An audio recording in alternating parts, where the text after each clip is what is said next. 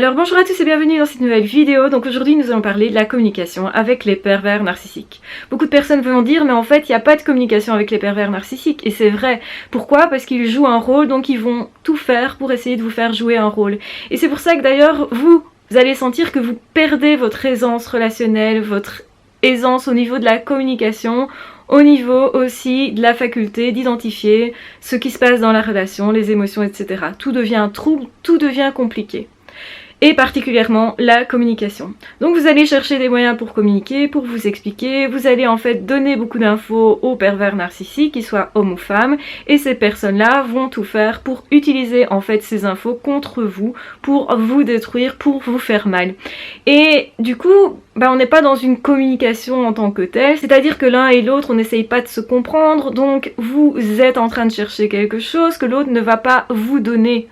En réalité, c'est bien ça qu'il faut comprendre, c'est que c'est quelque chose d'assez particulièrement pas fluide, qui pose problème, donc il y a des obstacles rencontrés continuellement pour dire les choses à l'autre, pour communiquer et surtout pour faire en sorte que l'autre en fait respecte les engagements pris. Donc les pervers narcissiques par exemple vont vous dire oui j'ai bien compris, je vais respecter ça, et en fait ils ne font pas du tout. Dans les faits c'est complètement autre chose. Et c'est bien pour ça que je vous ai dit plusieurs fois de vous centrer vraiment sur ce qui est montré et fait plutôt que sur ce qui est dit. Parce que les pervers narcissiques, généralement, ce sont des beaux parleurs, ce sont des personnes qui vraiment vont mettre les formes, qui sont assez charmants, séducteurs et qui vont assez bien normalement utiliser les mots. Évidemment, ça dépend de l'intelligence de la personne, de sa scolarité, de ses aptitudes en général. Donc il y a des pervers narcissiques plus doués que d'autres à ce niveau-là. Il y a évidemment des pervers narcissiques qui manient très mal les mots. Mais généralement, ils sont quand même plus doués justement pour vous faire croire, pour vous faire boire en fait leurs paroles qu'autre chose, et surtout pas en fait pour vous donner satisfaction dans leurs actes en fait. Donc regardez les actes d'une personne et pas ce que les personnes en disent, parce que c'est plus facile de promettre quelque chose que de réellement l'appliquer. Donc ça va garantir le fait que vous voyez une personne qui est bienveillante ou non. Donc la communication est particulière, justement quand par exemple un pervers narcissique ou une perverse narcissique vous quitte, ce qui se passe c'est que la personne ne va pas donner de raison. Pourquoi ça? Eh bien parce que c'est beaucoup plus compliqué de faire son deuil quand on ne sait pas mettre du sens sur un événement.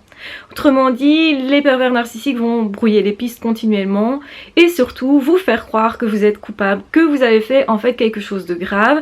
Vous devriez savoir quoi en fait. En réalité, c'est pas parce que vous vous sentez coupable que vous êtes réellement coupable. C'est vraiment important de comprendre ça, que en fait vous pourriez tout à fait vous sentir coupable pour quelque chose que vous n'avez pas fait.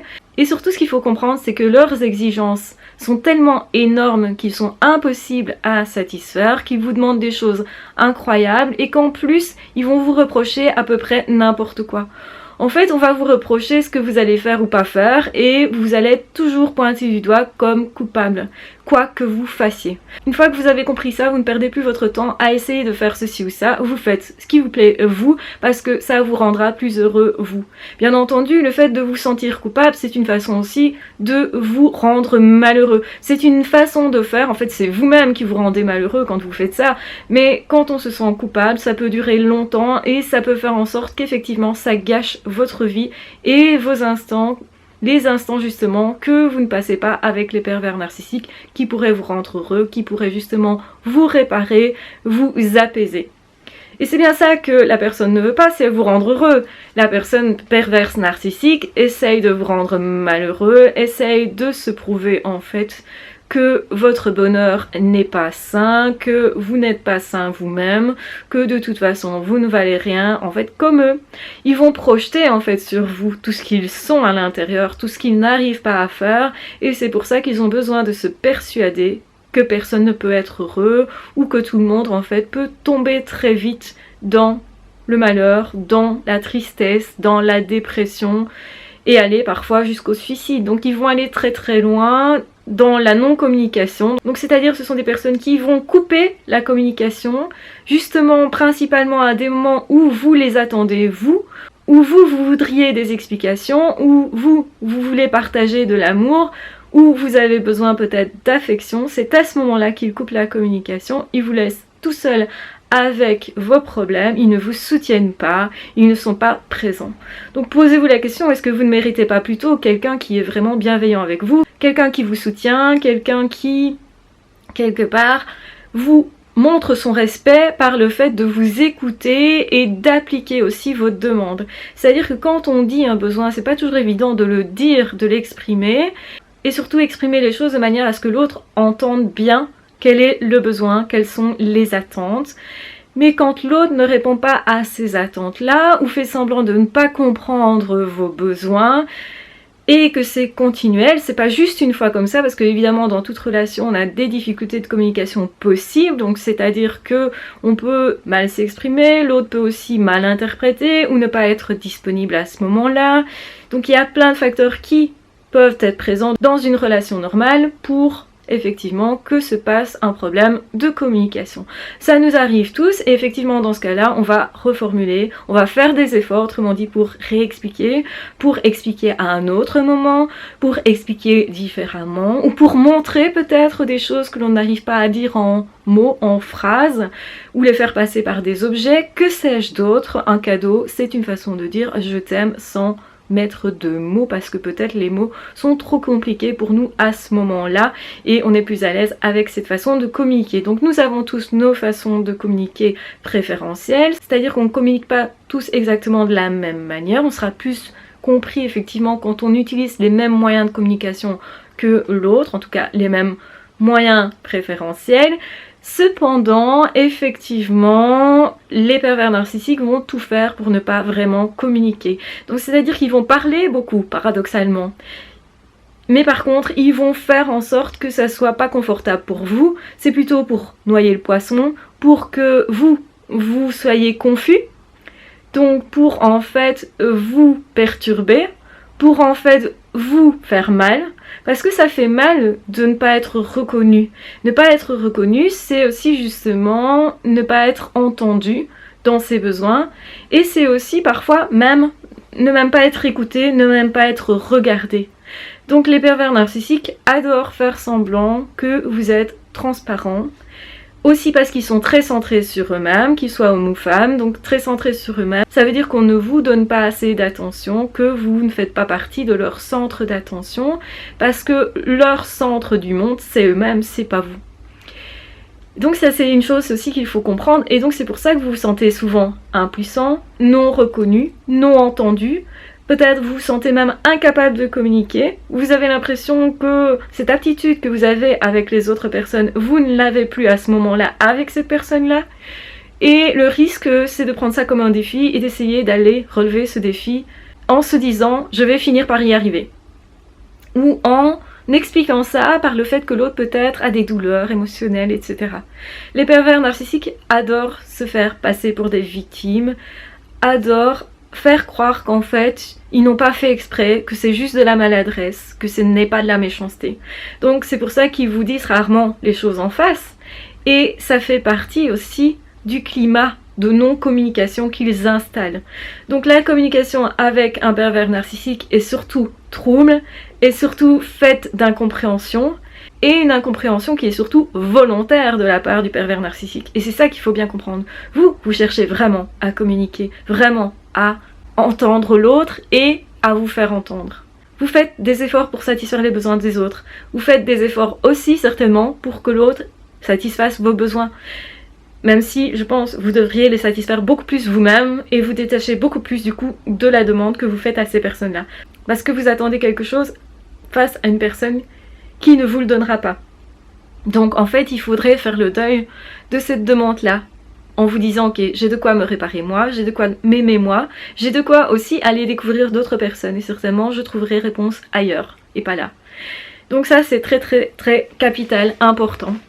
Et ce qu'il faut bien comprendre, c'est qu'aussi les pervers narcissiques vont vous quitter sans rien vous dire pour essayer de vous culpabiliser. Donc c'est vraiment central le fait d'essayer de vous faire culpabiliser et de vous faire croire qu'en fait vous avez fait quelque chose de grave. Souvent quand ils ne communiquent pas, ils vous font passer le message « tu devrais savoir ce qu'il y a comme problème », alors qu'en fait il n'y a pas de problème, c'est eux qui l'ont créé, il n'y a pas vraiment lieu de chercher et vous allez peut-être justement chercher énormément, vous épuiser même à ça, à chercher la raison, ce que vous avez fait, à essayer de vous racheter.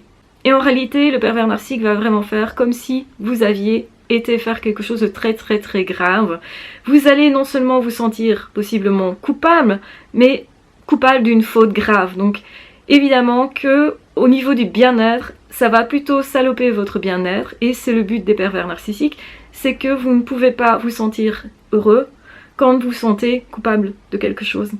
Et en plus, ça va faire en sorte que vous n'allez pas profiter des moments que vous allez avoir avec d'autres personnes éventuellement, des moments que vous allez passer tout seul en dehors du pervers narcissique. Autrement dit, c'est une façon de vous atteindre aussi sur des moments qui auraient pu être bien heureux pour vous, qui auraient pu être de chouettes moments, de chouettes périodes, de chouettes partages en fait avec les autres aussi.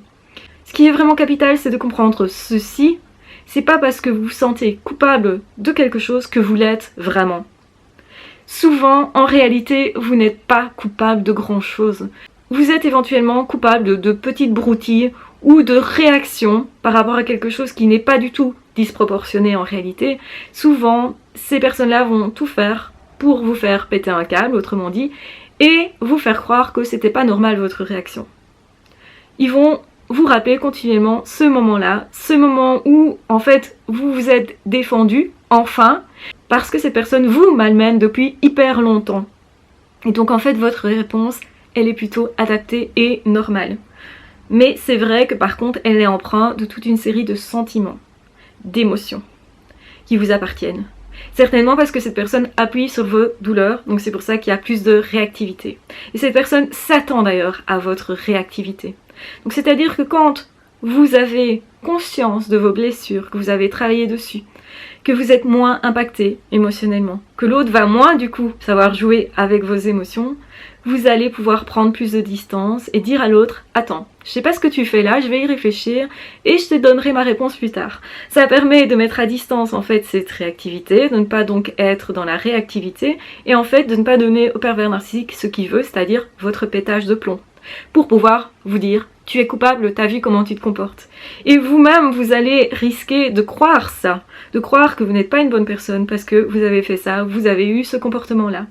En réalité, tout être humain aurait réagi comme ça. Donc posez-vous toujours la question, est-ce qu'une autre personne à ma place aurait réagi comme ça aussi? Très probablement. Moi je pense que la réponse est oui, et pleinement oui.